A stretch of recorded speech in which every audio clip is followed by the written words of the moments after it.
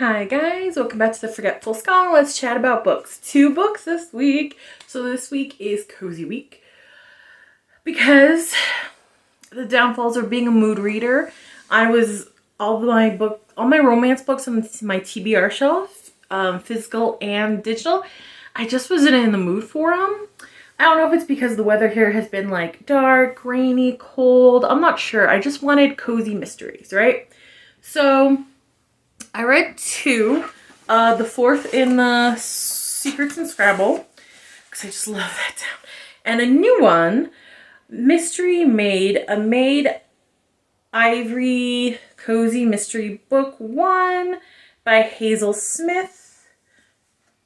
Okay, so Ivory Stone is the main character. It's her POV. She does have a Great Dane puppy, Monty, which I just sound so cute. Anyway, so Ivy is from the Midwest. Her and her grandmother, her parents died when she was young and her grandmother raised her.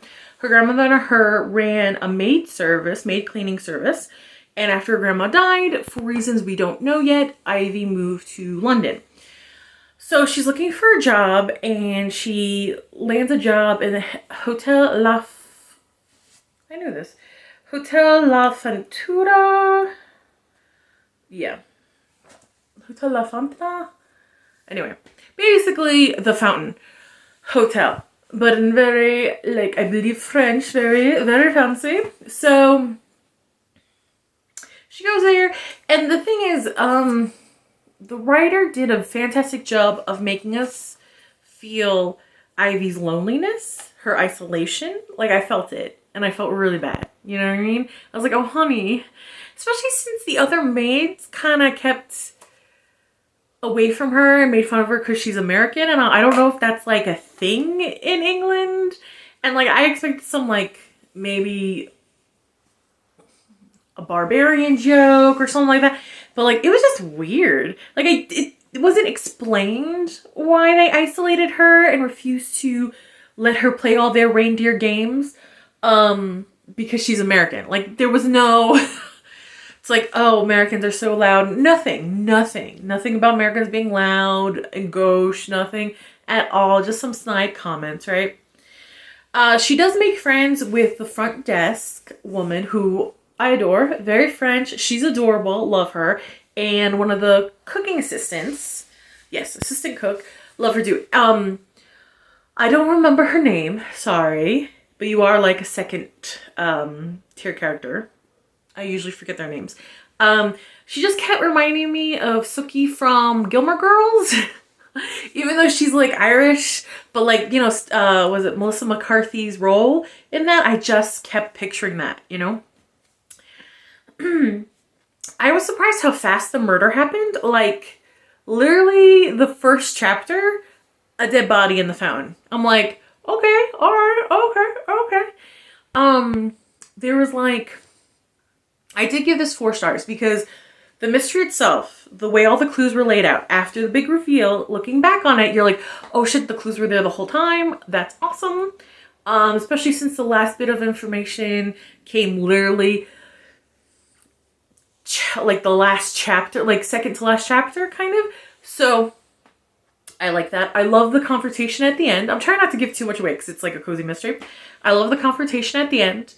It was really intriguing and got my pulse racing. I'm like, oh my gosh, what's gonna happen? I love that Monty, little Great Dane puppy Monty, kind of saved the day a little bit. Gave them enough of distract because the bad guy has a gun on them, right? And it's doing his evil villain monologue, waving his gun, right?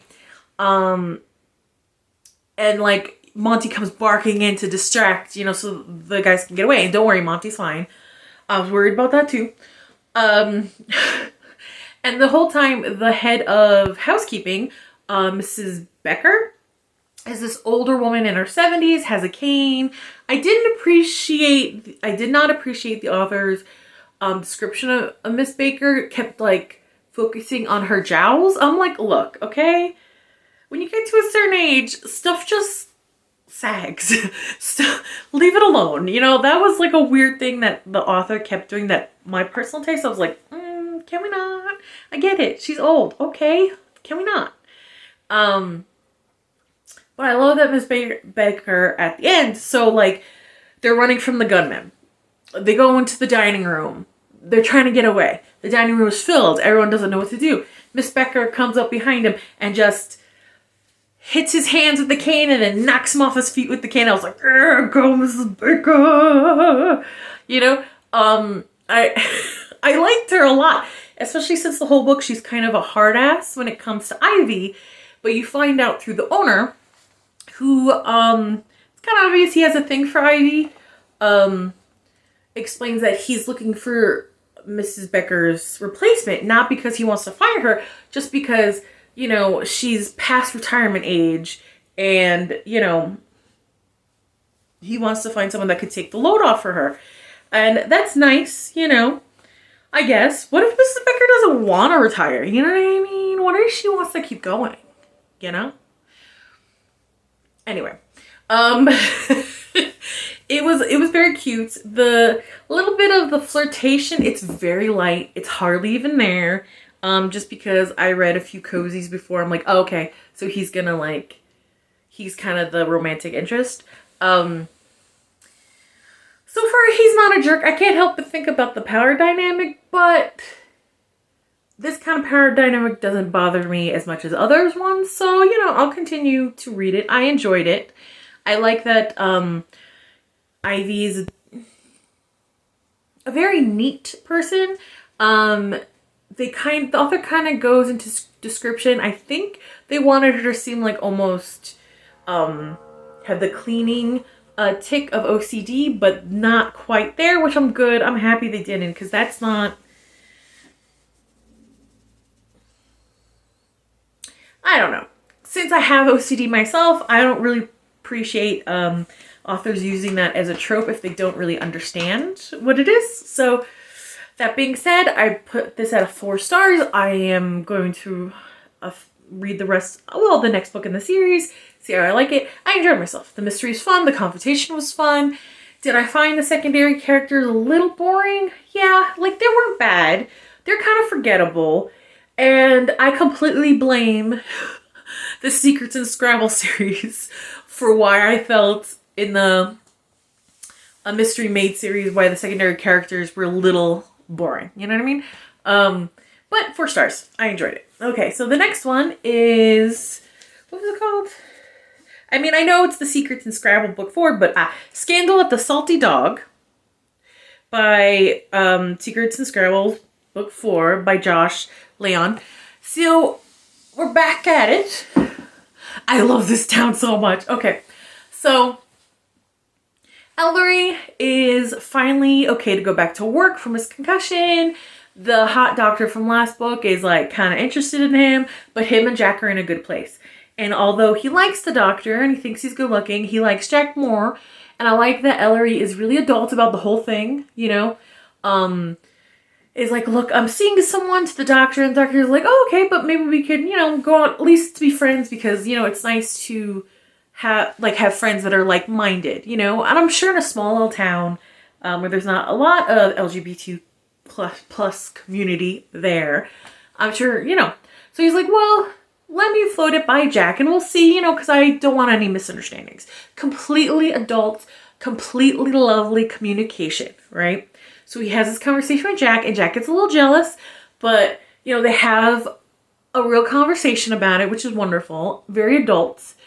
Everyone's being an adult and being lovely, right? And Jack's like, well, and Ellery's like, I don't want to see anybody else either, but, you know, I wouldn't mind having another friend. And Jack's like, well, that's how we started, so I'm still going to be a little jealous, but of course, you know, go have dinner with him and stuff. I appreciated that everybody was honest. There was no miscommunication going on. Like, that is how you do a healthy relationship. In real life, too. So, that was cute. Now, when I finished reading it, I gave it 4 stars. But thinking about it, the mystery itself wasn't so well laid out. So, I probably should put it more towards, like, 3 stars. But the confrontation at the end is, like, one of my favorite scenes I have read so far in any book. It was so funny. Okay. All right. So apparently there is this elderly woman, Miss Blackwell, that is basically shut in. Ellery, goes there, delivers the books that she orders, and she always has him, like, they have a cup of tea and talk a little bit because, what shut-in doesn't like staring at the gorgeous and kind Ellery, Now, when he gets there, he hears a scream. He kind of has to break in a little bit to find out what's wrong. He finds her on the floor unconscious. He calls the ambulance. He calls Jack because he heard her scream. And then when he's up there, he swears he hears a door slam shut, right?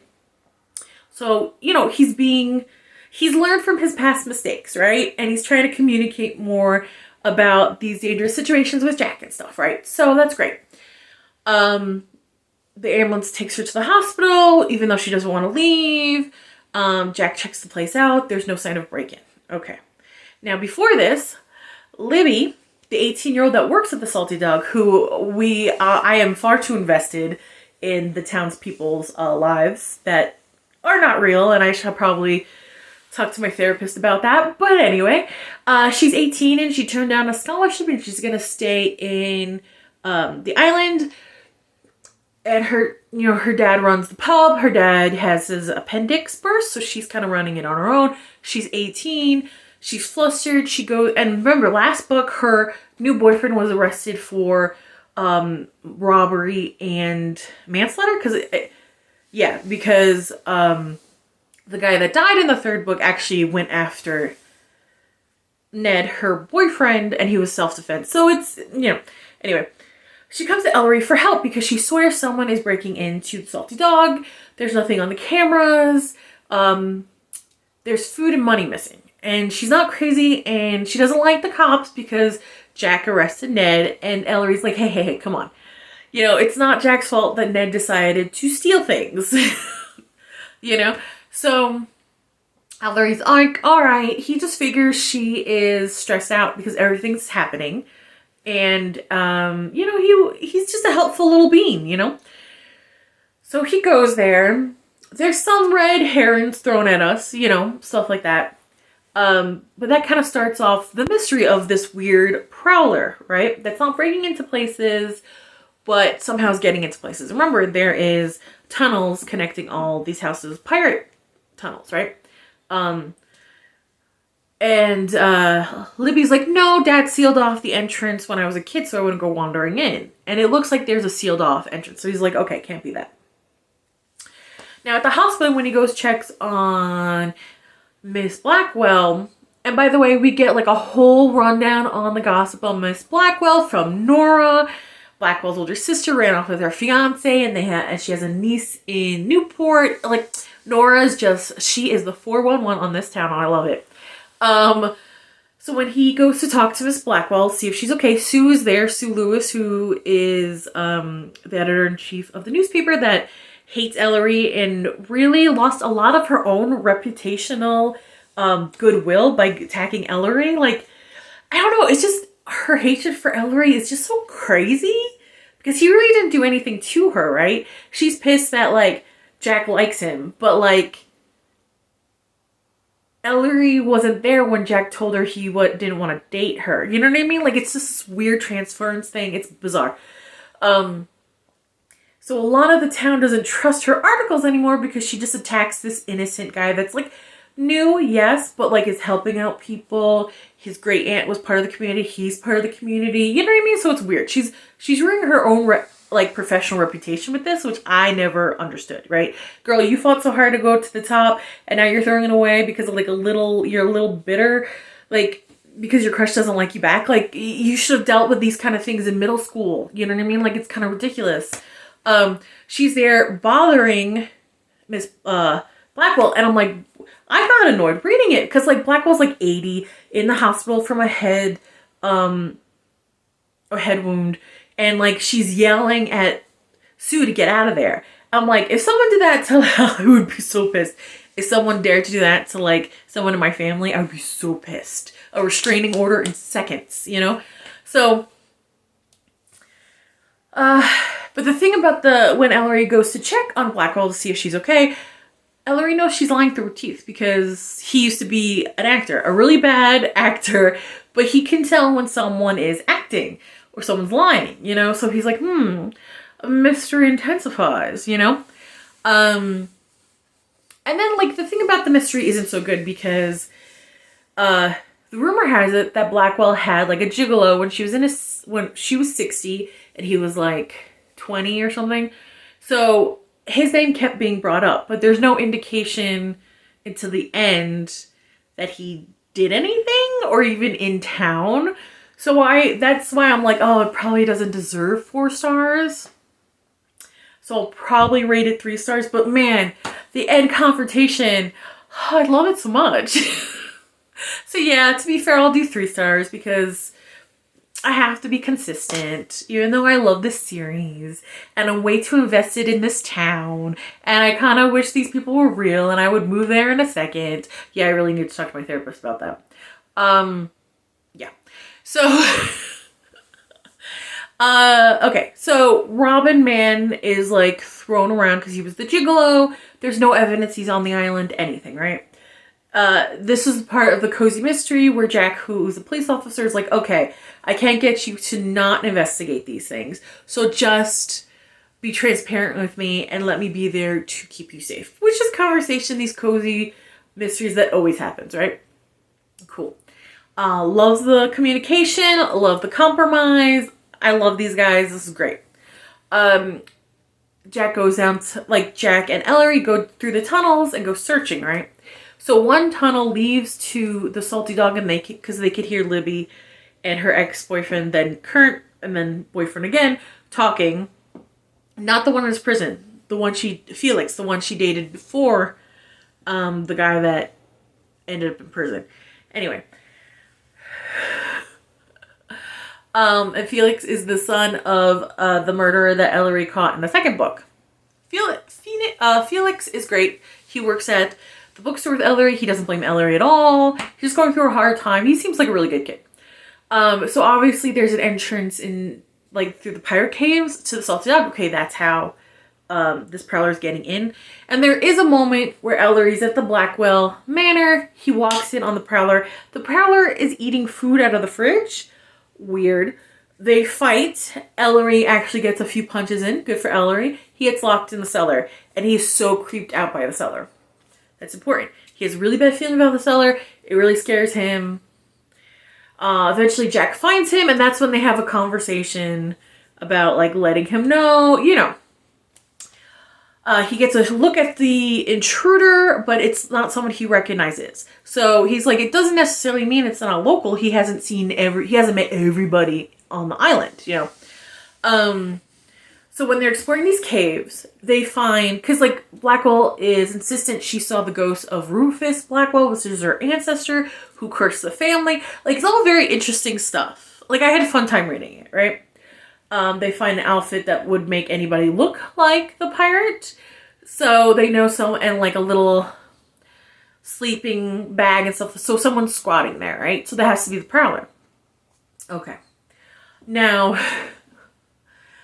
Oh boy. So Ellery goes on the friend meal with the doctor. When he comes back, he sees that his bookstore is all lit up. Coffee still hot on the coffee maker. And the Silver Sleuths, which I adore, were supposed to meet there today. And then he just knows they went to the Blackwell house and they're in danger. So he like makes his way as fast as he can to the Blackwell house. And like, this is the confrontation that I love. And I will not be able to give this justice. I was laughing so hard because I just pictured, like, these senior citizens are just so invested in capturing this bad guy. Like, it's such a cute scene. And they keep telling Ellery to shush. And he's like, don't shush me. We have to get out of here. Like, it was just... And at one point, Nora's like, get him, he's getting away. And pushes Ellery at the bad guy.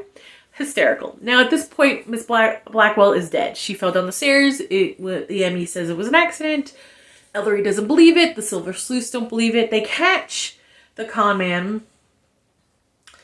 They catch the man that's trying to scare the little lady to death, red-handed, planting a fake will.